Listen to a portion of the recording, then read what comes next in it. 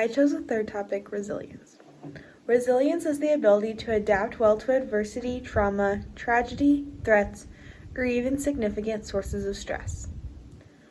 Some factors that contribute to childhood resilience are cognitive development and problem solving, self-regulation, and relationships with caring adults. When we solve problems, we use our prefrontal cortex. When put under stress and trauma, it can shut down to allow our bodies to respond. This is what we know as our flight or fight response. When we are young, our brains are not developed completely. This allows us to reprogram our brains and to respond better to stress, which would typically shut down our prefrontal cortex. This requires practice, though.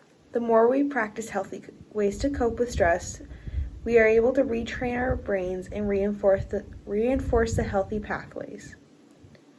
Self-regulation is when a person is able to control themselves in a variety of ways.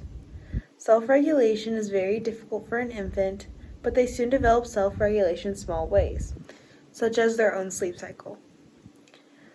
Just like we do, our ability to self-regulate adapts and grows as we do. As we become more independent and more neurons connect in our brains, the better we are at self-regulating. We are able to self-regulate in several ways at once. Self-regulation helps children achieve success both academically, socially, along with overcoming mental health challenges.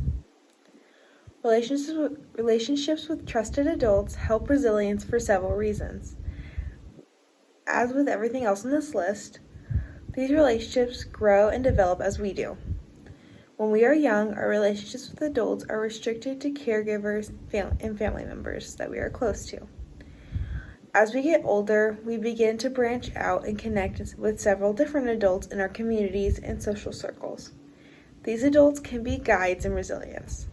They can show us what it looks like to be resilient, along with guiding us by providing comfort when things aren't going well, by learning that feelings are valid and how to appropriately show our emotions.